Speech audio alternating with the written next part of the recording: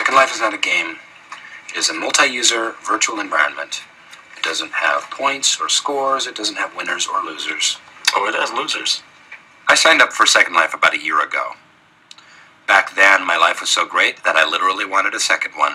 In my second life, I was also a paper salesman, and I was also named Dwight.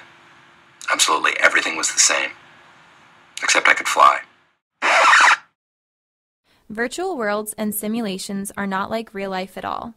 What programs like Second Life and applications such as Machinima are lacking is the ability to foster emotional and humanistic connections with viewers and gamers. Interactions online with other individuals are not as personal as real-world interactions, nor are the visuals. Therefore, in gaming and in the creation of Machinima, creating emotional connections proves difficult. Similarly, interacting through virtual worlds and technology can bring about horrible actions that one would never consider doing without the barrier of technology. Take Shootin' Iraqi, for example. Had Wafa Bilal not used virtual means to create his demonstration, would the outcome have been the same? Would people have shot at him so willingly so many times? Probably not, because the virtual world and technology lower our inhibitions and which in a sense makes it okay to do things that we would never deem acceptable in real life. Similarly, Machinima, which is primarily used to create battle scenes, glorifies the idea of combat and fictionalizes the realities of war and death. Oh my God, I trust in me. Let me not be ashamed. Let not my enemies triumph over me.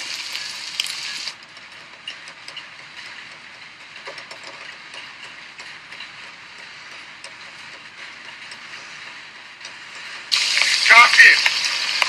Copy it! It's sent it for it. Fuck, you're gonna send it yourself. Put it down.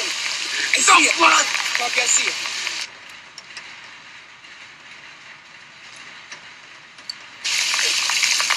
It's to my dad. It's got blood on it.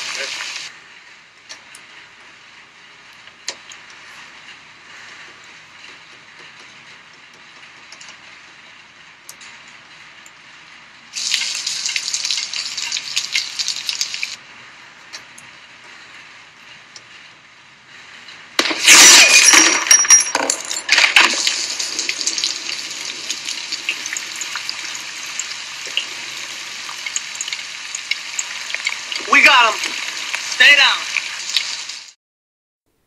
Watching this scene of Saving Private Ryan, did you find yourself concerned for the characters? Did you relate to the scene emotionally? Oh my God, I trust in me. Let me not be ashamed. Let not my enemies triumph over me.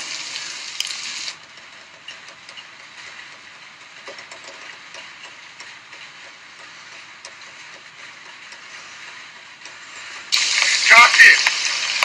Copy it! It's sent it for it. Fuck, you're gonna send it yourself. Put it down.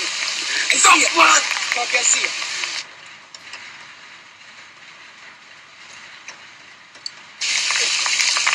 It's to my dad. It's got blood on it.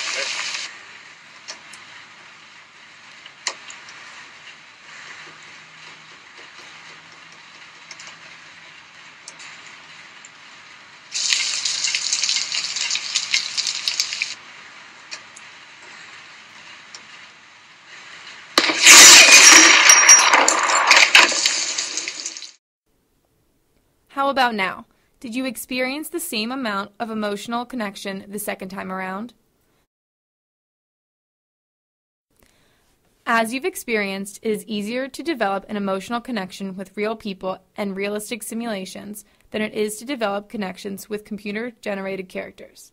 It's easier to empathize with a real actor than a computer animation.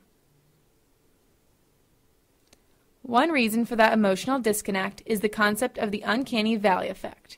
Human replicas, whether robotic or computer animated, that look and act like human beings can cause a sense of revulsion by human observers. Therefore, it is rather difficult or nearly impossible for one to relate to a computer animation like one does to humans and human interactions. Despite the evidence of the uncanny valley effect, the U.S. government has begun using virtual gaming and machinima to recruit young adults to join the armed forces. The game, America's Army, is designed to attract gamers starting at the young age of 13 and teach them how to fight and prepare them for battle. But due to the uncanny valley effects within games and the emotional detachment gamers experience, how can gaming and machinima battles ever truly prepare someone for battle and the implications of warfare? Like in Shun Iraqi, we're able to hide behind technology, but does the technology prepare us to execute those missions in real life?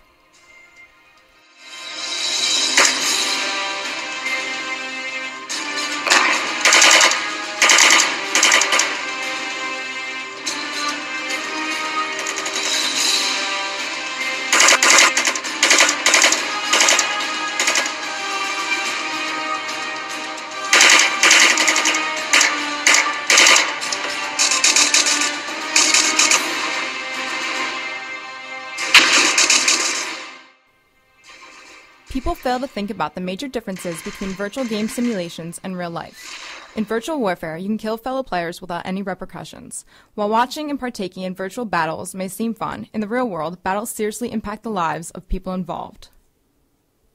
I transitioned out, and I looked at 10 fingers, 10 toes. I was okay. So I thought. It didn't hit me till 9/11. And I didn't know it. And my first reaction was, why now? And why so many years later? I had no idea that I had post-traumatic stress disorder. At the time, I really didn't know what PTSD was. So I would sleep with a knife in my hand and my weapon on my chest, and any noise that would happen, I would jump up. The way I reacted to situations was very aggressive. My voice would be at what most would perceive a yell. People would ask me, why are you getting so mad? And I'm like, I'm not mad. This is just how I talk. It makes you not want to do nothing. It makes you want to stay secluded in your home. I was raging. I was very, very angry. There were fights, just a lot of negative experiences, and I had no idea where it was all coming from. I was doing an absurd amount of alcohol and drugs. I was trying to alter my reality, my consciousness, because my consciousness was not very attractive. In the gaming world, there will always be enough ammo, enough lives, and no consequences. There is no emotion when it comes to gaming, nor is there enough emotion created through machinima. That's where it becomes clear that real life and virtual worlds are absolutely nothing alike. Virtual worlds and machinima will not replace human interactions or film anytime soon, because we as humans, we need emotional connections with those around us and on screen. So why use games such as America's Army to try and train our forces? It can't prepare them for the emotional trauma and the real-life dangers, and nothing can be fixed by pressing the restart button.